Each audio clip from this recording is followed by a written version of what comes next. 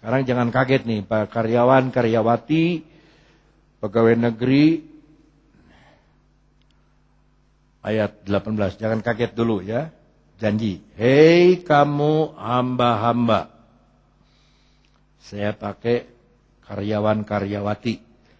Tunduklah dengan penuh ketakutan kepada Tuanmu. Bukan saja kepada yang baik dan peramah, tetapi juga kepada yang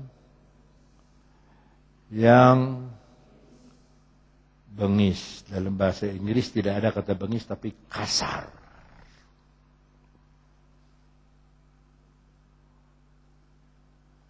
Amplas. Ada yang halus, ada yang kasar. Nggak mungkin orang baru tebang pohon, digergaji, langsung amplas halus. Nggak mungkin. Pakai yang kasar dulu. Udah rada halus, udah mau akhir, sebelum dicat, sebelum vernis, baru pakai amplas yang halus. Karena udah jadi bentuknya. Pakai yang kasar, udah semua hinis-hinisnya sudah hilang, yang tajam-tajamnya sudah hilang, ya. Mata-matanya sudah halus, baru pakai yang halus lagi, supaya jadi licin, baru dicat. Kebanyakan kita mau langsung kerja, dapat tuan yang halus. Saya pengen punya majikan yang halus. Seperti Mr. Bean. Kalau manggil teh, supir,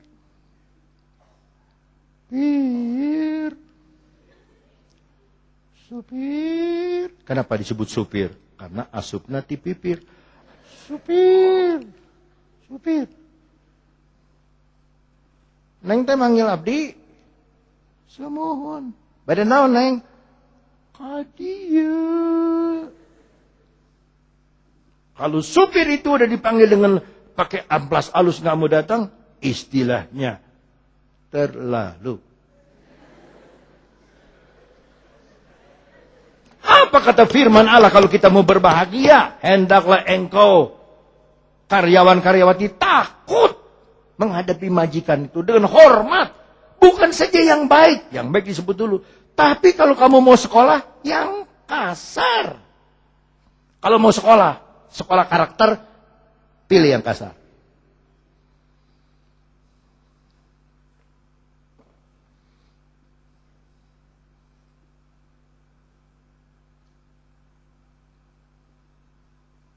Tuhan pakai 2 amplas. Sebelum yang halus, yang kasar dulu. Saya udah pernah ngomong sama orang kaya, saudara. Saya ngomong di sini, orang kayanya ngomong mukanya ke sono sembari ngerokok. Mau pergi kemana? Saya di situ. Mau pergi kemana?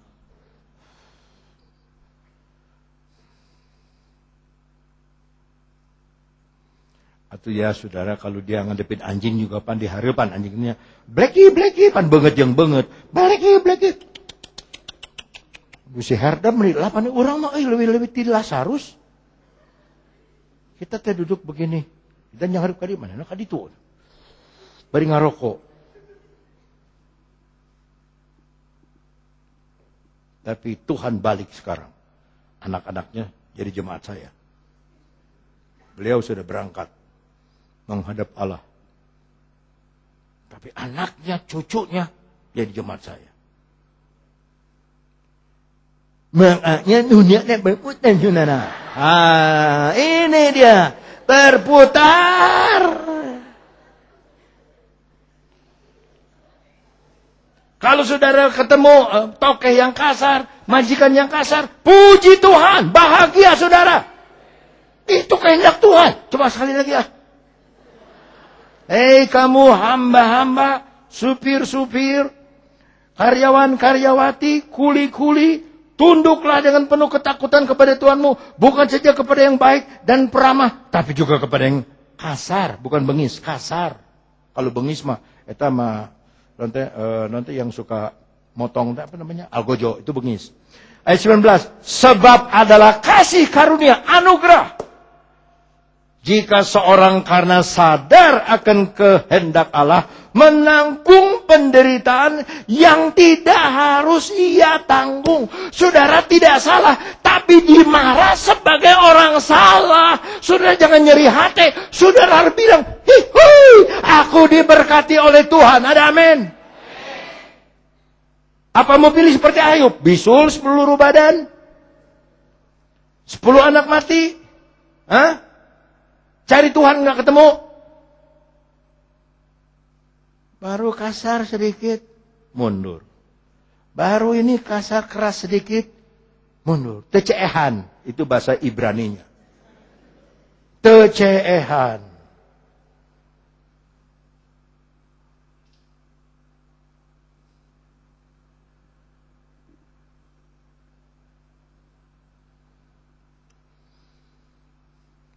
Sebab dapatkah disebut pujian jika kamu menderita pukulan karena kamu berbuat dosa? Tapi jika kamu berbuat baik dan karena itu kamu harus menderita, maka itulah anugerah kasih karunia pada Allah. Bahasa Inggris, kasih karunia di depan Allah. Lihat Yusuf. Koko, jangan dimasukin saya ke dalam lubang, jangan, ampun Koko. Kakaknya nggak ada perlu. Masukin, belas ke dalam lubang. Sumur kosong. Nangis, dalam kitab Kejadian menulis itu. Bagaimana dia meratap. Minta dikasihani. Nggak ada kasihan, saudaranya tuh. Agama Yahudi itu. Buang. Tapi dia tahan, dia terima. Dijual ke orang Ismaili. Orang Arab Ismaili itu. Orang Arab itu kan masih sepupunya orang Yahudi, tukang dagang. Ya, kalau dia beli barang itu bukan buat pakai, buat dijual lagi. Maka kalau ada orang yang berkata, aduh, kalau di buah ini kalau dikasih, buah si malakama, dikasih bapak yang mati, tidak dikasih ibu yang mati. Itu peribahasa bilang, buah si malakama. Kasih sama orang Arab, dia jual. Nggak ada yang mati. Orang Arab bawa ke Mesir, dijual Yusuf. Yusuf teh nggak ada salah, saudara. Aduhai. Yusuf itu luar biasa baik, bager, pakai baju paling baik, nggak pernah ngelawan papa. Nggak. Gara-gara dia mimpi, dia ceritain mimpinya, si kokonya yang 10 orang itu marah sama dia. Karena dia mimpinya bagus. Kok karena mimpi orang jadi mau dimasukin ke sumur kosong. Makanya saudara jangan cerita mimpi sama orang lain dah. Ntar saudara dimasukin ke dalam ember, masukin ke sumur. Dinaikin lagi, diturunin lagi, dinaikin lagi, diturunin lagi. 1000 kali utah saudara. Itu sebabnya jangan saudara cerita mimpi-mimpi. Jangan. Di Mesir saudara. Disayang sama Potifar. Sampai kunci duit, kunci gudang sama dia. Kunci kamar, kunci laci, kunci duga, kunci brankas dipercayakan sama si Ucup ini. Yusuf pemegang. Kalau dia jalan, gunjerang. Karena kuncinya ada sama dia di bawah. Gunjerang. Wah, sudah luar biasa dia, saudara. Sampai tante Potifar teh, BOGOH. Mbogoh. Kalau mirip ini siapa ya?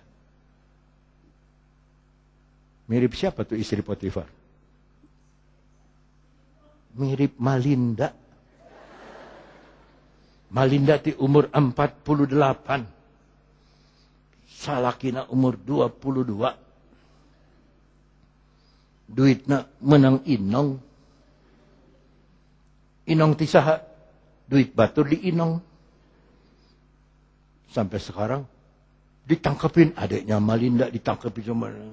Ini Malinda dari Mesir teh cinta. Lebih tepatnya nafsu. Satu kali Potifar lagi keluar kota, Yusuf sudah semua bersihin semua.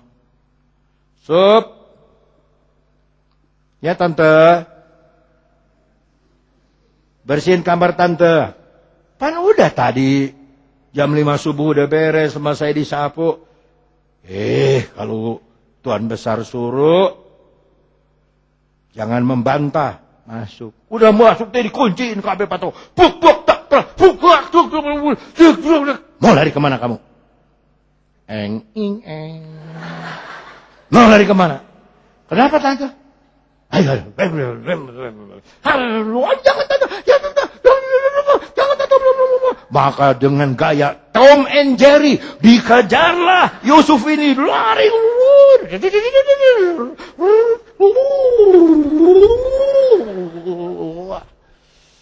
Akhirnya dia lompat dengan ilmu Sun Gokong di jendela.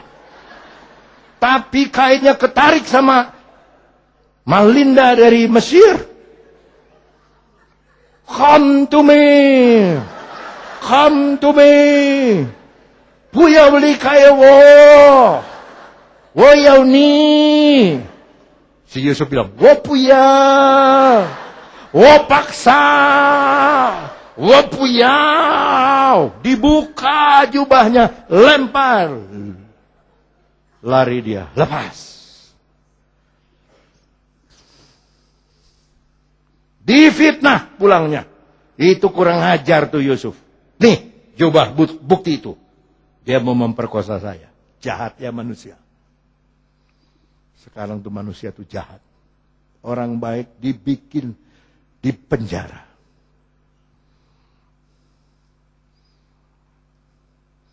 Nyolong kelawak tilu. 1 tahun penjara. Kelawak. Kelawak itu famili GPDI loh. Coba kalau sudah lagi penuh Roh Kudus. Kan kelawak yang disebut. 1 tahun penjara. Ini di Indonesia. Udah 3 korbannya. 1 nyolong buah karena lapar. Dihukum di pengadilan. Tuh manusia udah gak ada. Ini gak ada salah saudara. Gak ada salah. Masukin penjara. Saya gak bisa bayang dia ditabokin dulu sama Potifar. Kamu kurang ngajar. Nodai istri disepak. Tapi dia diam. Masuk penjara. Di penjara jadi kepala lagi. Karena Tuhan besar sama dia.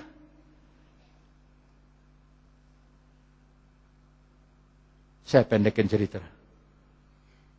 Akhirnya Firaun mimpi.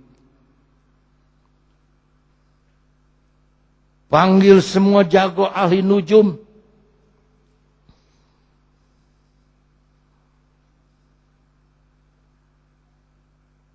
Dari Deddy Kobuse panggil sampai Ayah Sikuya. Pernahkah kamu, apa ini arti cerita ini? Mohon maaf baginda, hamba tidak tahu. Hamba tidak tahu. Pegawainya bilang, saya dulu 1 penjara sama Yusuf. Saya mimpi, saya cerita sama Yusuf. Yusuf bilang, kamu bakal jadi pegawai istana lagi. Betul Tuhan. Panggil Yusuf. Masih diikat. Siapa namamu? Yusuf. Dia gak belaga kayak anak sarang. Yosef. Yusuf. Katanya kamu bisa nerangkan mimpi. Saya gak bisa. Yang bisa cuma Tuhan. Coba terangkan mimpi saya. Silakan baginda cerita dulu mimpi. Saya mimpi ada 7 lembu yang gemuk. Yusuf udah mulai mikir, apa nih 7 lembu yang gemuk? Terus datang 7 lembu yang kurus. Yang gemuk ditelan sama yang kurus. Terus ada gandum 7 bulir yang gemuk. Ada gandum 7 bulir yang kurus, yang gemuk. Dimakan sama yang kurus. Saya nggak tahu artinya apa. Tuhan. Kata Tuhan. Ini juga kata Tuhan. Sekarang 7 tahun dari sekarang itu. Tahun kelimpahan. Beli semua gandum dah. Di seluruh dunia beli. Mesir kan kaya beli. Sebab setelah 7 tahun kelimpahan. Ada 7 tahun kekurangan. Itu heran. Firaun bisa senang. Firaun bisa. Ini Dia kasih nama Yusuf itu, Zefnat Paaneah, pemelihara hidup. Dia yang mau dibunuh, yang mau dimasukin penjara, masukin di sumur kosong, akhirnya jadi Perdana Menteri. Siapa yang punya orang yang punya roh dari Tuhan yang mulia raya? Itu Firaun yang ngomong. Saat ini aku ganti namamu Zefnat Paaneah. Ada Imam On, anaknya, putrinya, kawinkan sama dia. Kalau ikut Tuhan itu nggak usah kita cari-cari jodoh. Jodoh datang sendiri. Kawinkan sama dia. Nggak usah kumpulin ongkos datang sendiri. Kawinkan sama dia. Nggak usah cari besan datang sendiri. Kawinkan sama dia. Jangan bebesanan mah bohong. Besan.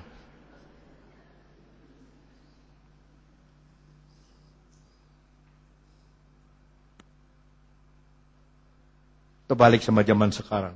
Gubernur masuk penjara. Bupati masuk penjara. Wali kota masuk penjara. Yusuf mah dari penjara jadi Perdana Menteri. Dari sumur jadi pemelihara hidup. Dari yang difitnah jadi pemerintah. Makanya jangan senang duluan. Saya mau jadi gubernur. Akhirnya masuk penjara.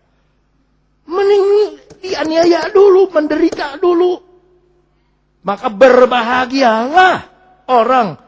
Nggak salah tapi dimakiin. Nggak salah tapi dimarahin. Jangan pundung. Pundung itu dari si setan. Kita mah anak Tuhan.